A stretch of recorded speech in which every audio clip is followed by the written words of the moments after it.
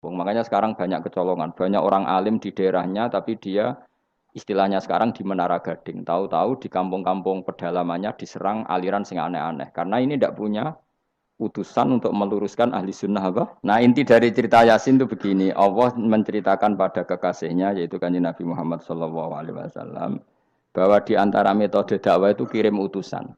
Ya saya ulang lagi. Dulu Rasul itu di ibu kota kan ya. Rasul semua itu yang Rasul betul. Rasul itu ada dua, ada Rasul yang diutus Allah langsung, yang jenenge Rasulullah, kenapa? Ada Rasul delegasi, kayak sini Mursalun yang di surat Yasin itu Rusulu Isa. Jadi tidak langsung dapat mandat dari Allah, tapi dari Nabi Isa. Yang Isa ini namanya Rasulullah, siapa?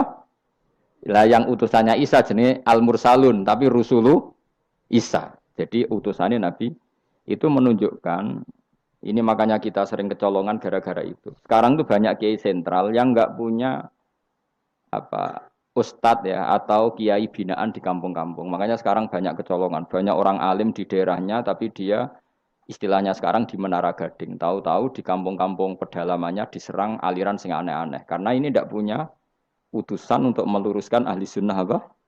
Jamaah. Harusnya enggak seperti itu. Jadi ada Rasul sentral, ada yang didelegasikan ke kampung-kampung tertinggal. Anggap aja niru Nabi Sinten Isa. Kayak Rasulullah juga gitu, beliau di Madinah, tapi Sayyidina Ali, Mu'ad disuruh ke Yaman. Kita tahu kan, Mu'ad, Abu Musa al-Asy'ari, Sayyidina Ali disuruh kemana? Yaman. Dan semuanya dapat tugas apa? Basyiru wala tunaffiru. Napa? Basyir apa? Yassiru wala tu'assiru, basyiru wala tunaffiru. Cung nak ke dakwah gawe gampang, aja gawe angel. Saiki dakwah kan tiga angel. Apa nerangno ilmu kok ana podium regane 3 juta. Sound system entek 3 juta. Lha nerangno ilmu ora jelas manfaate kok cek akeh biayane. Aku mulang jalalane 200.000 bontek ora acara bengi iki.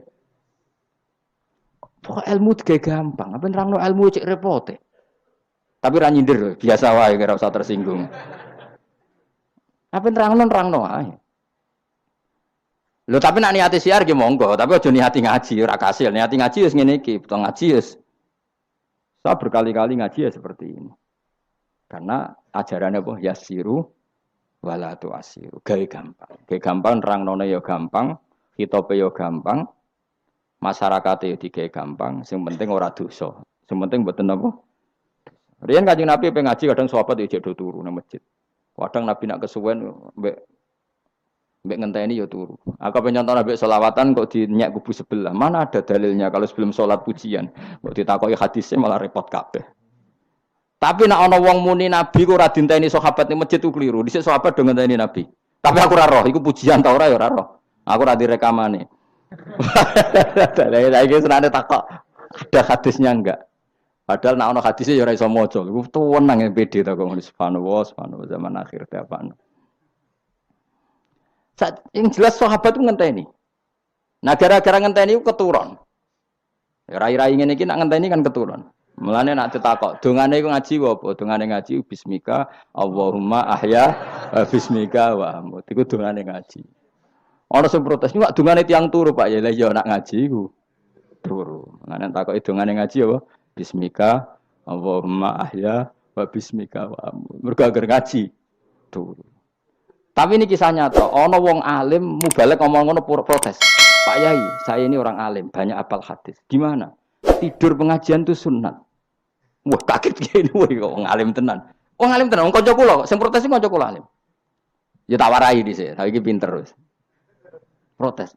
Kenapa kok sunat? Kata Pak Kiai pengajian itu pertamanan surga. Di mana-mana pertamanan bikin orang ngantuk. Wah, Kiai nak merasakan pengajian, datanglah ke pertamanan surga. Di mana-mana orang di pertamanan itu ngantuk, ngantuk. Makanya anggap saja yang tidur itu, ya di pertamanan surga. Tapi orang untuk ilmu jenenge turu. Jadi, mulane kula nu dadi kiai wis lega atine. Sing ngrungokno ya monggo, sing turu ya monggo santai mawon. Ilmuku cukup untuk menganalisis itu. Jadi ilmu saya cukup untuk menganalisis itu. Kalau terang normal ya. Jadi Rasul itu semuanya di pusat kota. Makanya ada litung diro ummal kuro. Ya, semua Rasul itu di pusat kota. Ora oleh Nabi kok wong desa. Tapi desa-desa ini dikirimkan santri-santrinya. Sehingga kita kenal misalnya Sunan Bonang punya utusan Kalijogo. Kalijogo dakwah daerah Seragen, Boyolali sampai Jogja Menowo. Tapi aku ora roh Jogja tenan pura. Tapi Darwan untuk Solo 3, Boyolali, Seragen. Tapi Menowo itu Jogja barang. Terus Mbah Sunan Bonang punya murid Mbah Soleh yang sampai Sarang misalnya. Itu mulai dulu gitu. Sehingga saya termasuk orang yang bapak saya kandung itu hidupnya itu paling 2 kilo dari makomnya banyak Sunan Ampel, Mbak Ibrahim napa? Asmorokonti. Ya Sunan Ampel itu ketua wali Songo, itu punya bapak itu di daerahnya bapak saya. Namanya Ibrahim napa? Asmorokonti. Nah, bahasa Arabnya As-Samarkonti. Terus ini punya bapak namanya Jumadil Kubro, itu di Mojokerto. Karena logikanya tadi, ketika dari mana itu Thailand atau Cempo. Cempo itu ke Thailand apa Myanmar? Apa Kamboja? Kamboja ya. Tapi sakjane rapati Kamboja, kowe kok roh nek iku Kamboja, ya ora roh. Pokoke Cempo lah. Ya kalau enggak Kamboja ya Thailand. Atau kubu sebelah. Wah, angel temen redaksi ini. Daerah sebelah maksudnya daerah sebelah. Wah, angel nerangno wong sufi angel. Mergo kowe wis terjustifikasi, penting ku nek ora paham muni wallahu a'lam. Kacau. Gayane sopan tapi itu pelemparan tanggung jawab.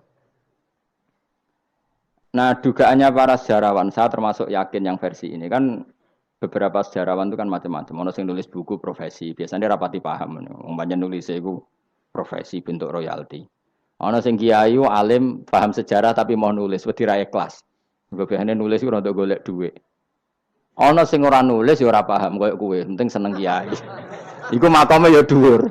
Penting seneng kiai. Nah keyakinannya banyak kiai itu Sunan Ampel itu lahirnya di Cempa. Jadi dibawa ke Tuban itu sudah ada. Sama beberapa ibu putri Cempa. Karena Tuban itu pelabuhan, kan dulu kan nggak ada akses kecuali apa? Pelabuhan. Maka turun di Tuban, ya di desanya bapak saya.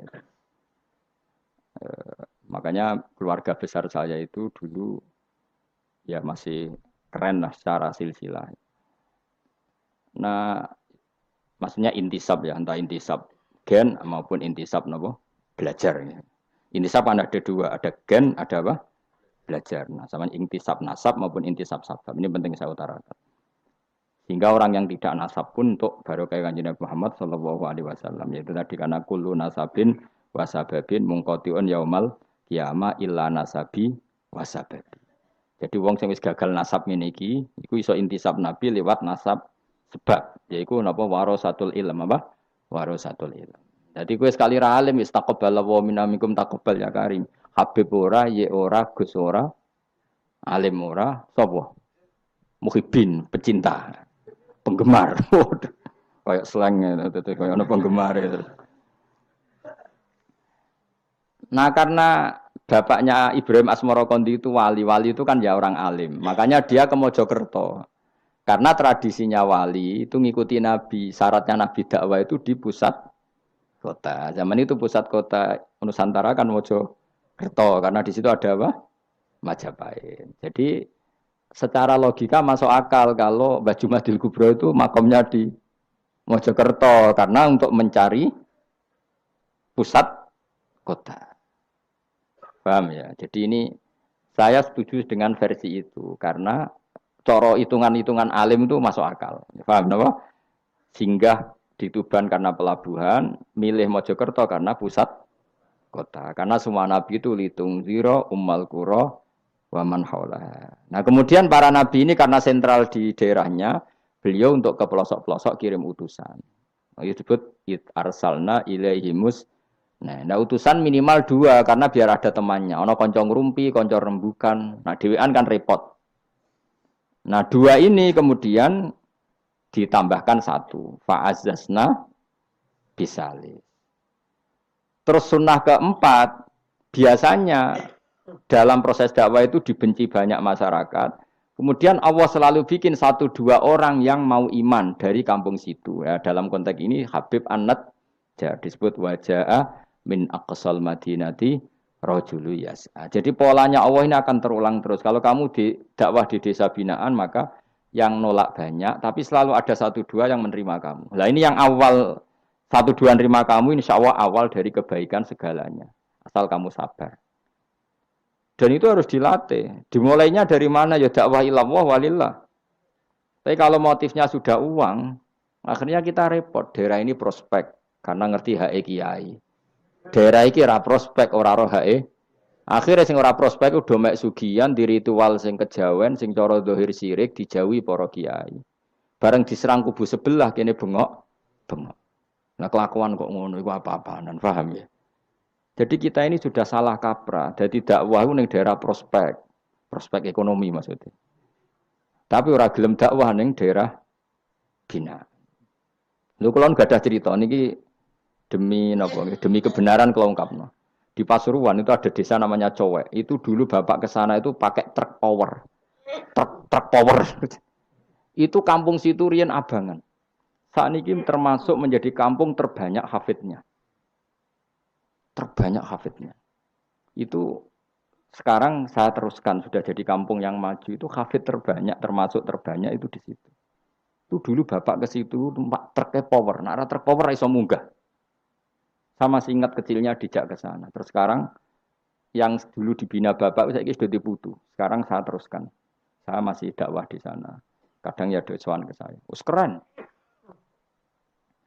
Mulane kula nganti saiki ya ora perlu tak ceritakan, saya masih punya desa binaan di Kalimantan, di beberapa daerah itu santrinya ngaji di saya tak bina karena tadi ada yang di sentral, misalnya saya di Jogja gini namanya sentral. Kemudian ada yang dikirimkan ke desa-desa apa? Bina. Dan itu cukup delegasi karena kalau kiainya induk ikut nguyur ning kono, engko terus kene kosong. Kadang tuke wayoan tok ora binaan. Ya ora apa-apa halal, tapi kadang iku binane ra kasil tapi wayahe kasil. Ya wong akeh ya macam-macam. Kowe ora usah protes. Engko nang protes ustaz juga manusia, jawabe mung ngono ustaz juga manusia. Intinya itu menjadi inspirasi Rasulullah kemudian bikin dakwah tadi. Makanya Rasulullah ketika sugeng rungono Nabi jelaskan pada akhirnya di mana? Medina kan. Anggap saja Medina itu ya Umayyah Qura. Tentu Umayyah Qura pertama itu Mekah. Terus kampung kedua Nabi Budi Medina. Saya beri contoh ya. Attab bin Usaid diutus di, ada yang baca Asid, diutus di Mekah. Ali, Abu Musa al-Asy'ari, kemudian siapa tadi? Mu'ad, itu diutus kemana? Yaman. Terus beberapa sahabat diutus ke Ethiopia, ke Habasyah. Itu malah banyak sekali, termasuk Sayyidina Utsman. Banyak, paling banyak itu yang delegasi kemana? Habasyah. Tapi ada yang cerita itu pasnya enggak Ethiopia, sekarang sudah jadi negara sendiri, Eritrea atau apa namanya. Tapi ya masih wilayah apa? Ethiopia. Sekarang ada kampung yang jan dulu sahabat di situ, namanya, kalau enggak salah Eritrea, tapi ya daerahnya mana? Ethiopia. Terus ada beberapa sahabat yang zaman itu sudah ke Syam, Syria, ke pokoknya Syam, bisa Syria, Lebanon, Jordan, Palestina. Jadi dulu Nabi itu enggak berhenti ngirimkan delegasi. Dan rungokno tenan iki.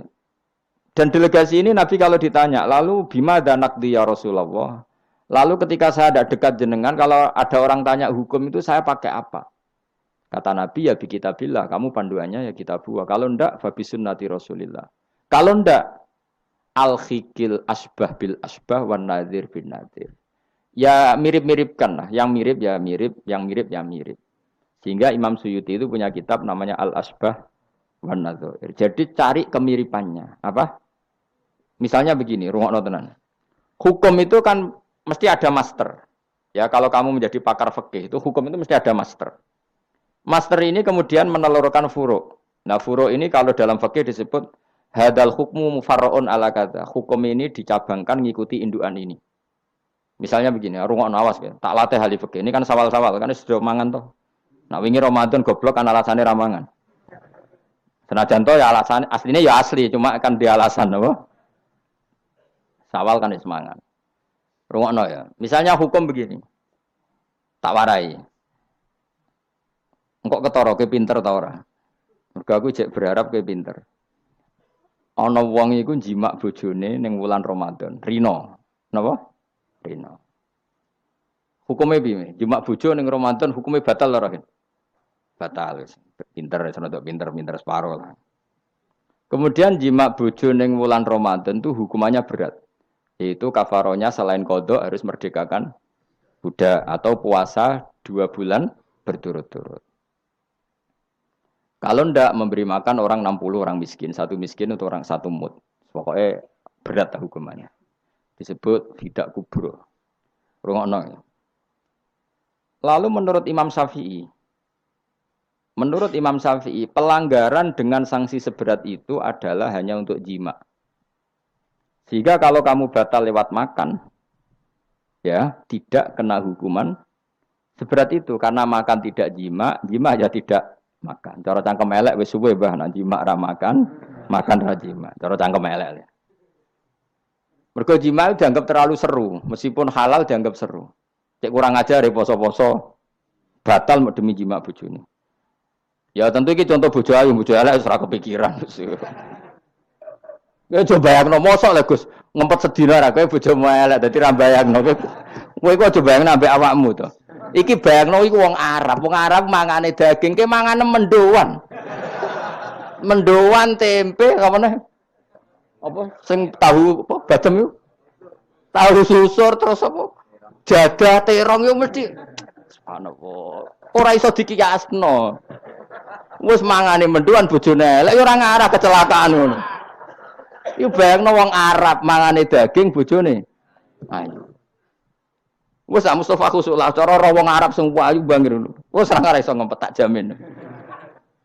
Posisi gelem halal. Jadi kok coba yang awakmu dhewe sing mangane napa? Mendoan tahu susur kan. Jadah. Iku ora seretan nek sak apik. Kula pertama mangan jadah iku kaget. Kula niku kan rada kiai lho. Rada kiai iku nak mangan niku golek sing gampang. Bar jadah tak pangan kelet kabeh bingung. Suwe-suwe ning Jogja kulino. Kenapa dhisik ora kulino mangan yang seperti itu. Suwe-suwe saiki kulino.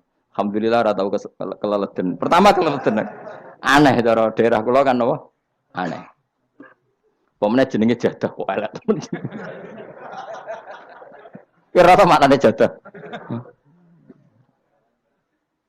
Jenenge tok sing elek, rasane enak. Maksudnya jadah ketan sing enak ora mbok terusno. Oh, musuh zaman hoax ini bahaya nek gak diterangno.